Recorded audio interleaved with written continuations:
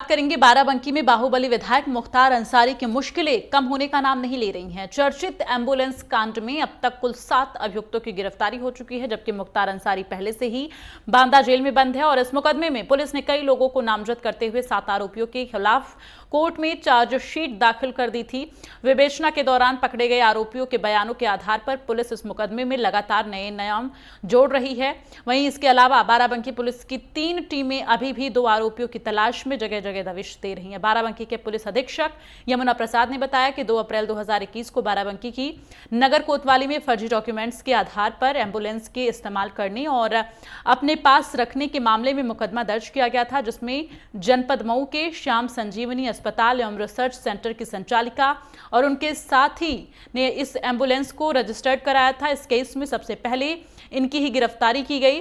Case में मुख्तार अंसारी, उसके खास साथी समेत कुल 7 लोगों की गिरफ्तारी सुनिश्चित की जा चुकी है, जबकि मुख्तार अंसारी बांदा जेल में बंद है। पूछताछ और बाकी तथ्यों के आधार पर अन्य 5 लोगों के नाम प्रकाश में आए हैं। उनके लिए भी NBW जारी है और कराया गया है और इसके साथ ही सभी पर इनाम भी घोषित किया गया है।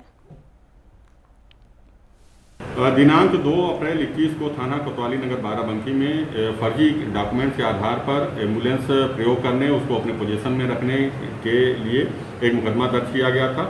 369/21, 419, 20, 67, 68, 71 और 7 CLA एक्ट, इन सभी धाराओं में मुकदमा दर्ज करके इसमें विधिक प्रक्रिया अपनाई जाने लगी, जिसमें श्याम संजीवनी अस्पताल and research centre private limited जो जनपद मऊ में स्थित है, उसकी ओनर डॉक्टर अलका राय और इनके साथी शेषनाथ राय, इन लोगों ने इस पूरे एम्बुलेंस को अपने उसमें रजिस्टर्ड कराया था।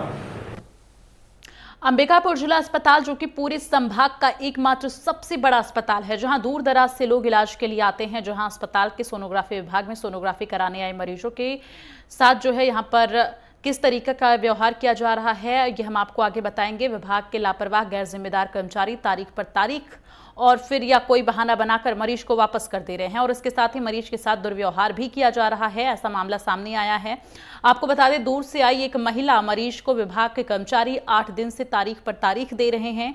इस मामले को लेकर अस्पताल प्रबंधन और BMO ने कहा है कि ऐसे निंदनीय मामले बर्दाश्त नहीं किए जाएंगे, इसकी जांच कर उचित कार्रवाई होगी।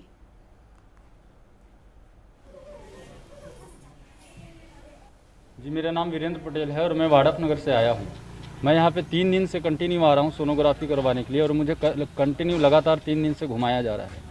आज किसी तरह करके जब मैं बोला कि मैं शिकायत करूँगा इसका, अगर आप मेरा सोनोग्राफी नहीं करेंगे तो मुझे अंदर किसी तरह ले जा करके बेड पे लेटाने के बाद ये बोला गया कि आप शिकायत का धमकी दे रहे हो, यहाँ से मोबाइल लो और उठो, यहाँ से भागो नहीं तो पुलिस बुलाएंगे हम। इस तरह से हमारे साथ अभद्र व्यवहार किया गया और मेरा सोनोग्राफी भी नहीं किया गया। सोनोग्राफी के सवाल है, हमने उसमें व्यवस्था बनाया हुआ है। हमने दोनों तरफ की सोनोग्राफी, जो गायनिक के सोनोग्राफी का है उसको हम लोग गायनी में ही करते हैं, और जो अभी हम लोग वर्तमान में जैसे जो बहुत गंभीर है उसको बेड साइड भी करने की व्यवस्था रखा है, अति गंभीर है उसको तत्काल करने की व्यवस्था है, और जो ज़्यादा चूँकि एक ही यहाँ पर बड़ा सेंटर है तो कई बार ऐसा हो जाता है कि चिकित्सक कम है हमारे पास, तो लंबी लाइन लग जाती है, तो हम लोग उनको एक तिथि दे देते हैं, उस तिथि में बुलाते हैं जो रूटीन केसेस है।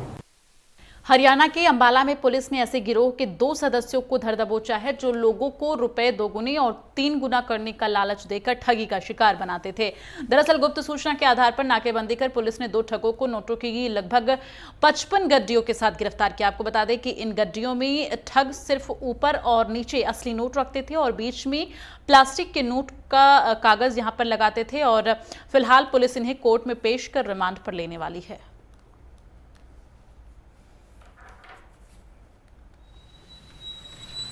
ये कल हमने हमारे सुनाई थी कि ये 2 लोग जो हैं गाड़ी में कहीं से आ रहे हैं, बस नकली नोट हैं, लोगों को डबल करने या ट्रिपल करके नोट लेके जान से देते हैं, तो इस तरह के कार्य से लिप्त थे और उसी सूचना पे हमने नाकाबंदी की थी, जिसके बाद हमारे को 2 लोग मिले और इन्होंने, इनके पास बैग में काफ़ी बंडल थे नोटों के, लगभग 55 बंडल थे, जिसके ऊपर नीचे तो ओरिजिनल नोट थे, बीच में उसके वाइट पेपर थे और बंडल लगता है जैसे ओरिजिनल नोटों का बंडल है वो।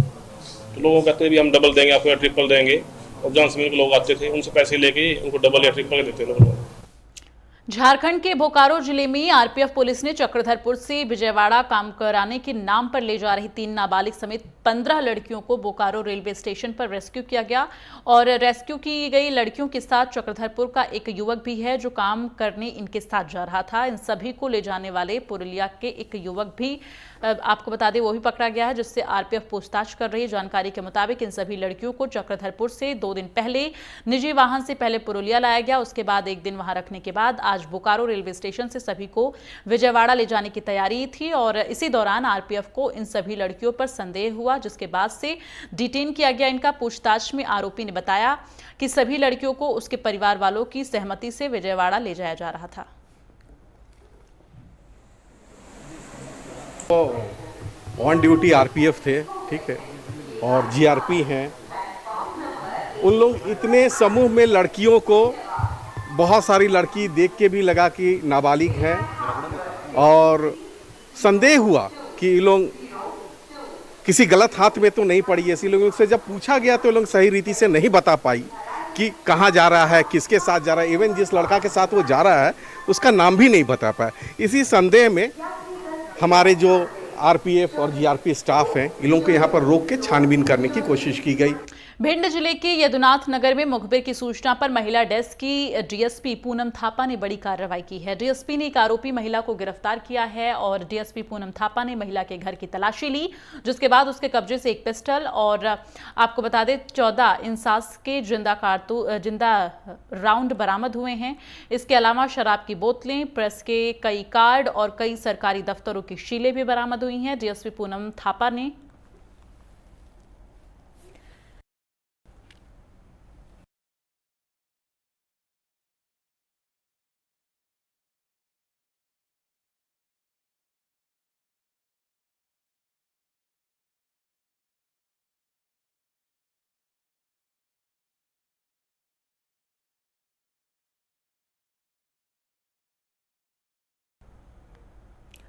तो डीएसपी पूनम थापा ने कहा कि बरामद हुए आईसी कार्ड और सरकारी सीलों से लगता है कि महिला पहले प्रेस से जुड़ी हुई थी और सरकारी विभागों में फर्जी कार्य कराती थी। फिलहाल महिला को गिरफ्तार कर मामला दर्ज कर लिया गया है और पूछताछ के बाद अन्य खुलासा भी हो सकता है।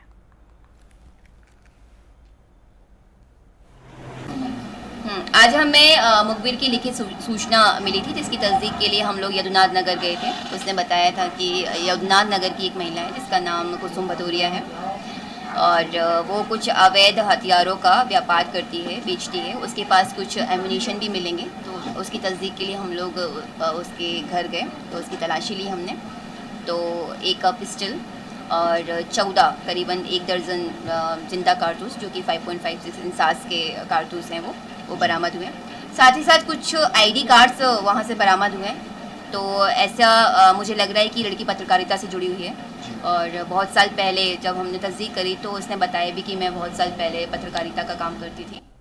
गोंडा में दबंगों की दबंगई और गुंडागर्दी करने का सिलसिला लगातार जारी है। थाना कटरा बाजार क्षेत्र के ग्राम पंचायत कलवारी में दबंगों की गुंडई देखने को मिली है, जहां पर आपको बता दें गुंडागर्दी के बल पर दबंगों ने गरीब के घर में आग लगा दी और गरीब परिवार पर लाठी डंडे भी जमकर बरसाए हैं, जिससे पीड़ित परिवार में कई लोगों को चोटें भी आई हैं। पीड़ित का आरोप है कि घर जलाकर राख कर दिया गया और दबंगों ने हमारे परिवार के कई लोगों को जमकर पीटा है। गरीब पीड़ित ने स्थानीय थाना कटरा बाजार में तहरीर देकर पूरे मामले से थाना प्रभारी निरीक्षक को अवगत कराया है, लेकिन अभी तक कोई सुनवाई नहीं हुई है।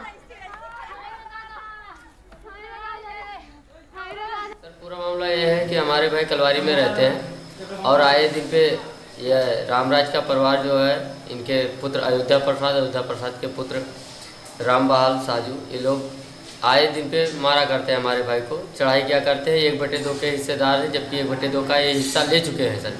और हमारी भाभी को मार के लिटा दिए और भैया को मारने जा रहे थे। भैया जी यहाँ से भाग गए, फिर जाके लोग ने छत पे चढ़ के और वो जो पीछे मढ़ा था हटाने को बोले थे सर, उसको जला दिया।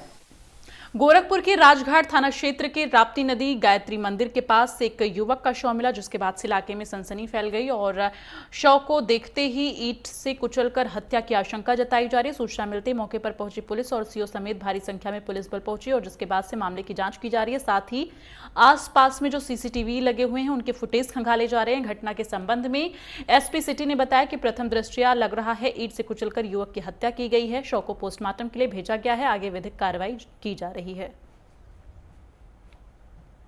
दिनांक 17/7/2021 को 4 बजे के आसपास स्थानीय लोगों ने कुछ सूचना दी कि टीपी नगर में एक निर्माणाधीन मकान है, वहाँ एक व्यक्ति की लाश पड़ी हुई है। पुलिस वहाँ तत्काल पहुँची। उस लाश को देख के ऐसा प्रतीत हो रहा है प्रथम दृष्टि कि ईंट से उसे मारा गया है। उसकी बॉडी को पोस्टमार्टम के लिए भेज दिया गया है और आगे की विधिक कार्रवाई की जा रही है। वहीं आगरा के थाना चित्रहार क्षेत्र के बाह इटावा मार्ग पर दिन दहाड़े बदमाशों ने युवक की गोली मारकर हत्या कर दी। जमीनी विवाद को लेकर बदमाशों ने खेत से घर लौट रहे युवक को गोली मारी है, जिससे मौके पर उसकी मौत हो गई। गोली लगने से युवक की कार अनियंत्रित होकर सड़क किनारे खाई में जा पलटी। जिप्सी कार में सवार 3 बदमाशों ने चलती कार में युवक को गोली मार दी।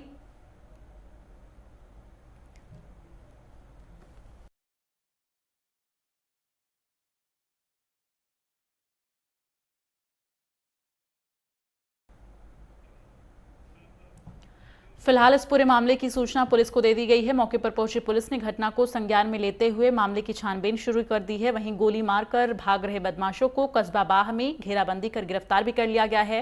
पुलिस ने मृतक के शव का पंचनामा भरकर पोस्टमार्टम के लिए भेज दिया है और मामले की जांच में जुट गई है। ये आज सुबह करीब 9 बजे सूचना मिली थी। एक राहुल सनाफ जयप्रकाश लड़का है, इसको लोग गोली मारकर हत्या की गई थी करके सूचना मिली थी। तो तुरंत पुलिस मौके पर पहुंचे थी। तो मौके पर पहुंचने पर ये पता चला कि एक ज़मीन विवाद को लेकर एक घटना हुई थी। तो इसी बात को लेकर आज सुबह इनको ईंट डलवा रहे थे जो मृतक लड़का। तो इसी बात को लेकर वाद विवाद हो गया है और मौके पे गाड़ी में जब बैठा हुआ था तो जो बाकी की खबर चित्रकूट से है, जहां भूमाफियाओं के हौसले बुलंद हैं। जहां जमीन को लेकर 2 पक्षों में विवाद हुआ, जिसके बाद से भूमाफियाओं और ग्रामीणों के बीच में जमकर मारपीट हुई है, जिसका लाइव वीडियो सोशल मीडिया पर वायरल हो रहा है। सूचना मिलते ही मौके पर पहुंची कोतवाली करवी पुलिस ने मारपीट की स्थिति पर काबू पाया और मामले को शांत कराया। ये पूरा मामला करवी कोतवाली के खोह के पास का बताया जा रहा है।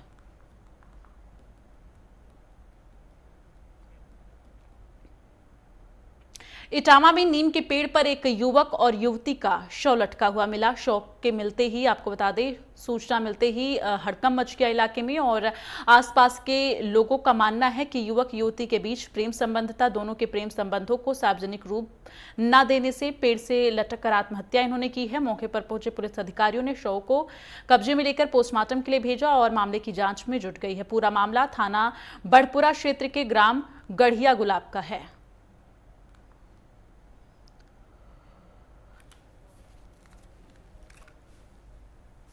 थाना क्षेत्र बड़पुरा के अंतर्गत सूचना प्राप्त हुई कि एक नीम के पेड़ से एक लड़का और एक लड़की का शव लटका हुआ है। इस सूचना पर तत्काल थाना प्रभारी अन्य फोर्स मौके पर गया। फील्ड यूनिट की टीम को भी मौके पर बुलाया गया है। साथ में डॉग स्क्वाड भी आया हुआ है। शव को उतारकर उसका पंचनामा कर पोस्टमार्टम के लिए भेजा गया है। यूपी के शाहजहांपुर में दिल्ली से आ रही प्राइवेट बस अनियंत्रित होकर हाईवे किनारे चाय के होटल पर चढ़ गई और हादसे में होटल पर चाय पी रहे 3 लोगों की मौके पर दर्दनाक मौत हो गई, जबकि 5 लोग गंभीर रूप से इस हादसे में घायल हुए हैं। घायलों को निजी मेडिकल कॉलेज में भर्ती कराया गया है, जहां 2 की हालत नाजुक बनी हुई है। हादसे की वजह से ड्राइवर को अचानक नींद आना बताया जा रहा है। ये हादसे की वजह बताई जा रही है। फिलहाल इस पूरे मामले में अभी जो घायल हैं उनका इलाज चल रहा है। आज सुबह तकरीबन 6:45 बजे थाना तिलहर क्षेत्र में एक बस जो दिल्ली से शाहजहांपुर की तरफ आ रही थी, वरुण अर्जुन मेडिकल कॉलेज के सामने अनियंत्रित हो गई और सामने रखे हुए 2-3 खोखों में ठोकर मारते हुए सामने पेड़ से जाकर टकरा गई। इसमें 3 लोगों की मौके पर मृत्यु हुई है। ये वो व्यक्ति हैं जो अपने मरीजों के साथ वरुण अर्जुन मेडिकल कॉलेज आए थे। इसमें एक मृतक का नाम अतहर है जो हरदोई के थाना महिला क्षेत्र का रहने वाला है और दूसरे मृतक की पहचान सुरेश के रूप में हुई है। ये थाना सेरामऊ दक्षिणी का रहने वाला है। तीसरे व्यक्ति की भी शिनाख्त नहीं हो। वहीं हरदोई के सांडी नगर के एक घर में तेंदुआ घुस गया और तेंदुए घुसने की खबर से इलाके में सनसनी फैल गई। तेंदुए ने घर में घुसकर एक युवक पर हमला कर दिया, जिससे युवक बुरी तरह से घायल हो गया। फिलहाल आपको बता दें, 2 दिन पहले भी इलाके में तेंदुए के पदचिन्ह देखे गए थे और तेंदुए के घर में घुसने की जानकारी होने पर वन विभाग की टीम मौके पर पहुंच गई। तेंदुए को देखने के लिए मौके पर लोगों की भारी भीड़ इकट्ठा हो गई।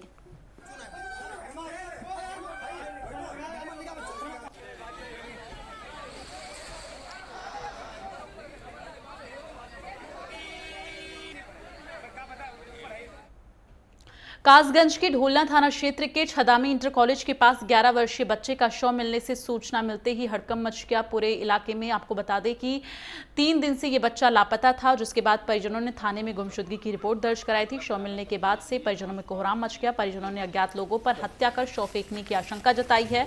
फिलहाल मामले की जानकारी के बाद एएसपी समेत पुलिस बल मौके पर पहुंची और जांच में जुट गई है और शव को कब्जे में लेकर पोस्टमार्टम के लिए भेजा गया।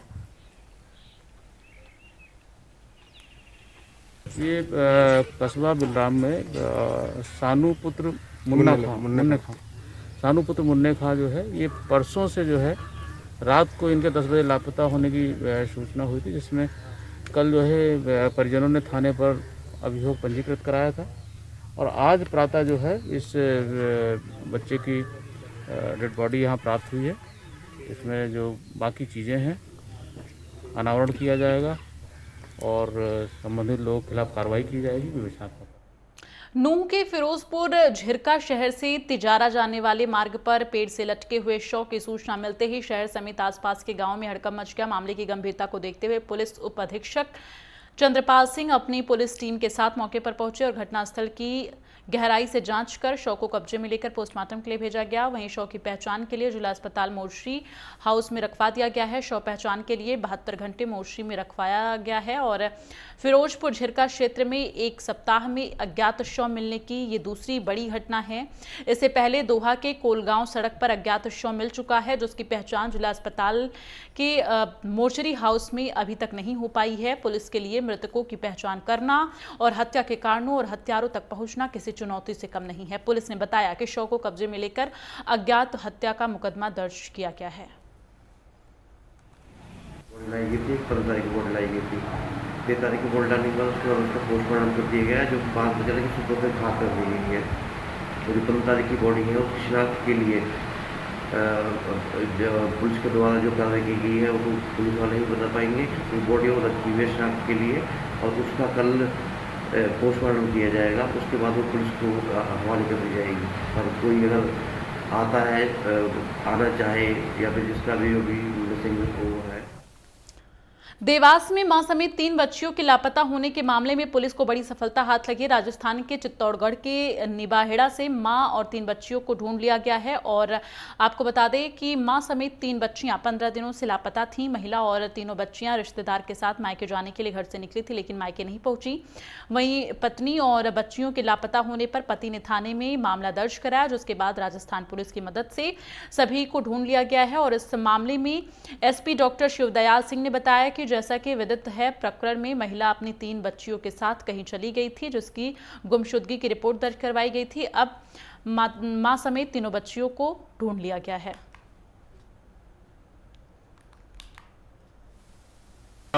देखिए, पहला जैसे भी एफआईआर में दर्ज था, ये महिला अपने ही किसी रिश्तेदार के साथ चली गई थी और पिछले 15 दिन से इधर उधर घूमते हुए पुलिस को गुमराह कर रही थी। इसने अपने सभी मोबाइल फ़ोन्स और सब बंद कर लिए थे, तो इसका सुराग नहीं मिल रहा था। पुलिस ने 4-5 टीमें बना के लगातार पड़ोसी राज्यों में यहाँ पर उसकी सर्च की थी। फाइनली वो रिकवर हो गई है बच्चियों के साथ।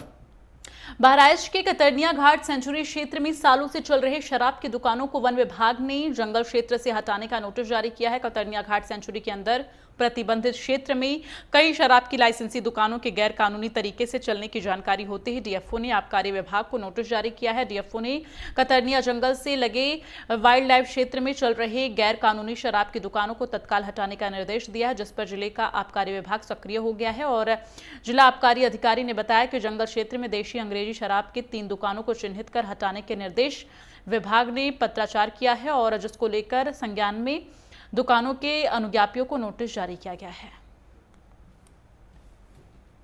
आपका मैसेज भी आया था और चिट्ठी भी आई है। उन्होंने कहा है कि देसी अंग्रेजी शराब की 3 दुकानें ऐसी हैं वन क्षेत्र में हमारे यहाँ जो उनके क्षेत्र में जंगली क्षेत्र में आती है, तो उनको उन्होंने हटाने के लिए कहा है। तो हम लोग अनुज्ञापी को नोटिस दे रहे हैं और उसमें फिर आगे कार्यवाही की है।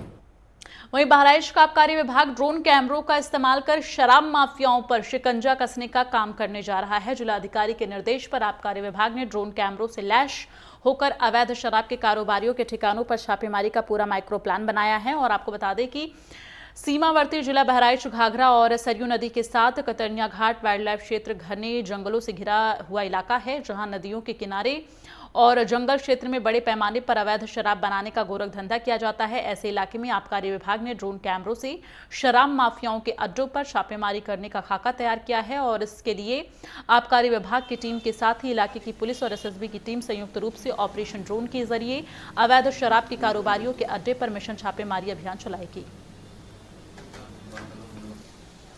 जंगली इलाके में हम लोग जो है पिछली बैठक हुई थी तो डीएम साहब द्वारा आदेश जारी किए गए थे कि ड्रोन द्वारा हम लोग अवैध शराब की भट्टियों को जो है देखेंगे और उसमें फिर एसएसबी और पुलिस के साथ मिलकर के कार्रवाई करेंगे। माफियाओं को पकड़ने के लिए ड्रोन का इंतजाम जी बिल्कुल हम प्रयास कर रहे हैं। जिला में अधिकारी महोदय का आदेश भी है इसमें कि जो है इसमें अवैध शराब की भट्टियों को नष्ट करने के लिए अगर वो जंगली क्षेत्र में जो कि हम लोग पूरे में नहीं जा सकते हैं तो उनको ऊपर से देखने के लिए जिससे फिर जो है कार्रवाई कर सकते हैं।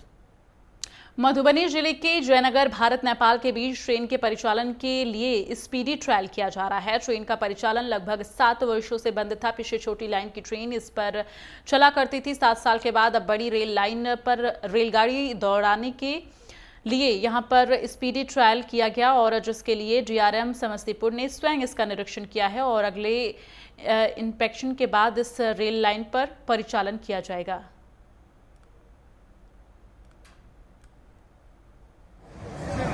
सामान्य जो सेफ्टी से संबंधित निरीक्षण है तथा यहाँ पे जो दी गई पैसेंजर अम्यूनिटीज़ है जयनगर स्टेशन और दरभंगा जयनगर रूट के बीच में और यहाँ पे चल रहे विभिन्न कार्य इनकी सामान्य प्रगति निरीक्षण करने आए थे। और उससे बड़ी बात यह है कि आज का दिन काफ़ी ऐतिहासिक दिन है जब हमारा इंडो नेपाल रेल लिंक यहाँ से जयनगर से कुर्था ये चालू होने जा रहा है, जिसका कि आज स्पीड ट्रायल है। इसके बाद सीआरएस सैंक्शन, इंस्पेक्शन, निरीक्षण और उसके बाद विधिवत इसका हाईएस्ट लेवल पे इनॉग्रेशन ये प्रक्रिया है वो आज। दिल्ली का मुकरबा चौक काफी बड़ा है और यहाँ मुकरबा चौक के चारों कोनों पर अलग अलग थाना क्षेत्र लगता है और इसके अंदर बने हुए पार्कों में नशा आदि करने वाले लोग भी बैठते रहते हैं जो स्नैचिंग जैसी घटनाओं को भी अंजाम देते हैं। अब महिंद्रा पार्क थाना पुलिस ने यहाँ मुकरबा चौक के दक्षिण पूर्वी हिस्से में एक पुलिस बूथ तैयार किया है जिसमें हर वक्त पुलिसकर्मी मौजूद रहेंगे और पुलिस बूथ का विधिवत रूप से उद्घाटन होना भी बाकी है, लेकिन यहाँ पर पुलिस बल तैनात कर दिए गए हैं जिसके बाद अब क्राइम की घटनाओं में कमी आई है, जिसके बाद यहां से गुजरने वाले लोग दिल्ली पुलिस का शुक्रिया अदा कर रहे हैं।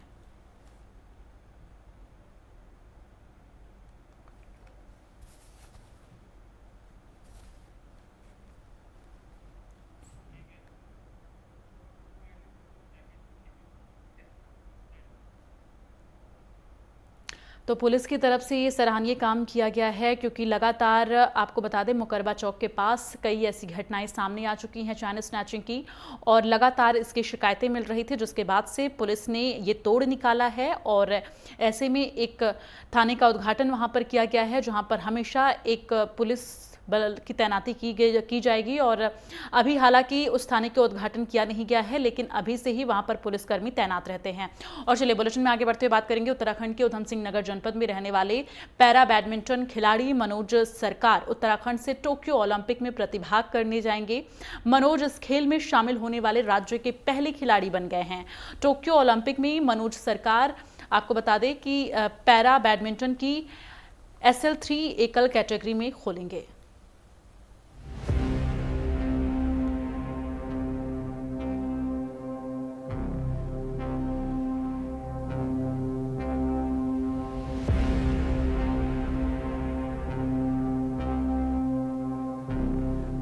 मई में स्पेन में हुई अंतर्राष्ट्रीय स्पेनिश पैरा बैडमिंटन प्रतियोगिता टोक्यो ओलंपिक क्वालिफायर का आखिरी मुकाबला था,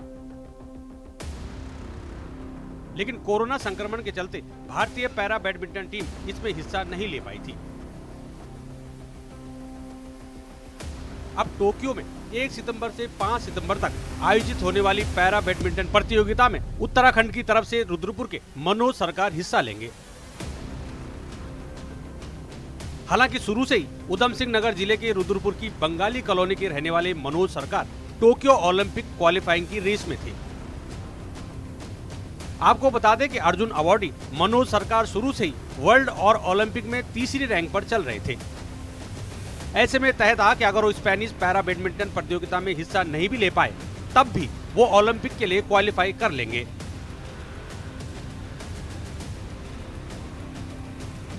और उत्तराखंड का एकमात्र पैरा बैडमिंटन प्लेयर हूँ जो कि पैरालंपिक खेले जाऊँगा उत्तराखंड की तरफ से। और मैं भाग्यशाली समझता हूँ कि उत्तराखंड की सरकार, उत्तराखंड के लोग मुझे इतना प्यार करते हैं और मैं उनकी आशा को बिल्कुल बरकरार रखूँगा और कोशिश करूँगा कि देश के लिए मेडल लाऊँ।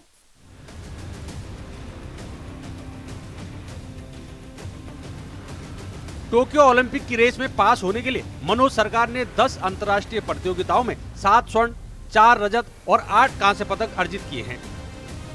अर्जुन अवार्ड से नवाजे गए खिलाड़ी मनोज सरकार ने बताया कि शुक्रवार शाम उन्हें बैडमिंटन वर्ल्ड फेडरेशन की ओर से टोक्यो ओलंपिक क्वालिफाई करने का लेटर मिला है। मनोज सरकार ने बताया कि नेशनल पैरा ओलंपिक कमेटी और सेंटर की तरफ से भी उनको पत्र मिलेगा और जल्द ही वो टोक्यो के लिए रवाना हो जाएंगे। टोक्यो में क्वालिफाई होने का उन्होंने पूरा श्रेय भारतीय पैरा बैडमिंटन टीम के हेड कोच गौरव खन्ना को दिया है। ये जो पैरा ओलंपिक गेम्स है ये जापान में टोक्यो में होने वाला है और जो अभी ओलंपिक होने वाले हैं जस्ट उसके बाद ही 24 अगस्त से ये स्टार्ट हो जाएगा। और पैरा बैडमिंटन जो इवेंट है वो 1 सितंबर से 5 सितंबर तक होंगे। तो इसमें कब तक ट्रेनिंग हो सकती है? ट्रेनिंग ऑलरेडी हमारी चल रही है। मैं नेशनल कैंप अभी लखनऊ में था। गौरव खन्ना जो हमारे कोच हैं, गुरु हैं, उनके अंडर में मैं था। JKEVA जो बैडमिंटन एकेडमी है उसमें हम प्रैक्टिस कर रहे थे और अभी 1-2 दिन में मैं फिर लखनऊ चला जाऊंगा ट्रेनिंग के लिए। घर में ट्रेनिंग कर रहा था लेकिन अभी लखनऊ फिर जाना है ट्रेनिंग के लिए। मनोज सरकार आज अपनी कड़ी मेहनत के बूते ही पैरा ओलंपिक्स में हिस्सा लेने जा रहे हैं। ये खबर न सिर्फ मनोज सरकार के लिए फख्र की है बल्कि पूरे देश के लिए भी गर्व की बात है। ऐसे में उम्मीद जताई जानी चाहिए कि मनोज सरकार टोक्यो से देश के लिए सोने का मेडल लेकर जरूर आएंगे। Bureau report, network 10।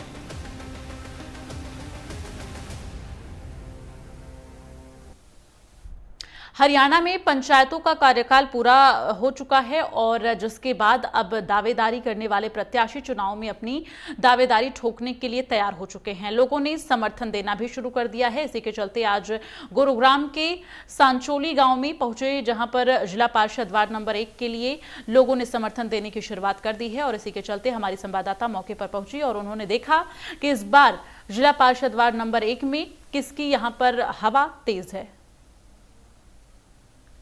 पंचायत चुनावों का बिगुल जो है कभी भी बच सकता है। हालांकि हर उम्मीदवार और हर सरपंच जो है ये जानना चाहता है, चाहे वो कोई भी हो, क्योंकि पंचायती चुनावों के जैसे ही चुनावों का बिगुल बजेगा उसके बाद कई ऐसे चुनाव हैं जैसे कि जिला पार्षद हुआ, नगर परिषद हुआ, नगर पालिका, उनकी तारीखों का भी जो एक डेट है उस तरीके से आ जाएगी और लोग उसकी उम्मीदवारी में, उनकी दावेदारी में लगे हुए हैं। सबसे पहले तस्वीर देखिए, ये तस्वीर है सांचोली गांव की। किसी के लिए समर्थन की ये भीड़ यहाँ पर इकट्ठी हुई है और साफ तौर पर इन लोगों ने ये कह दिया है कि हम एक हाथ से वोट लगाएंगे। और किसको वोट लगाएंगे, अब उनसे सबसे पहले बात करते हैं। हमारे साथ मौजूद है यहाँ पर जिला पार्षद वार्ड नंबर 1 के भावी उम्मीदवार धर्मपाल झोलाका। क्या एजेंडे के साथ उतरे हैं, इतना समर्थन मिल रहा है, क्या कहेंगे? मैडम, एजेंडा अपना यही है जो अपने क्षेत्र में विकास कार्य करवाएंगे और अपने जो क्षेत्र का हमारा जो भाईचारा, जैसे कि हमारे जो इलाका है ये जिला पार्षद वार्ड नंबर 1, तो इसमें जो 2 समुदायों के जो है लोग बसते हैं, दोनों समुदायों का आपस में भाईचारा जो है आपस में जो सहयोग बना रहे उसको ना बिगड़ने देंगे। और विशेषकर अपना जो आज जो समुदाय जिस गांव में मैं बैठे हूँ, इस गांव के ऊपर कोई आँच आएगी या किसी प्रकार की कोई भी दिक्कत आएगी उसके लिए जो है ना अपना खून पसीना बहाने के लिए मैं तैयार हूँ। उनका कहना है कि उनके पास एक भी वोट नहीं है। हालांकि अब ये समय बताएगा कि किसके खाते में कितनी वोट है और किसके बक्से के अंदर कितनी वोट निकलेंगी और आखिर जो ये जीत की जो झंडी है वो किसकी गाड़ी पर लटकेगी और कौन इस बार जिला पार्षद वार्ड नंबर 1 में पार्षद बनकर निकलेगा। कैमरामैन प्रवीण कुमार के साथ मैं शिवानी लोहिया, नेटवर्क 10 गुरुग्राम। और बुलेटिन में फिलहाल के लिए बस इतना ही। आप देखते रहिए नेटवर्क 10। जय हिंद।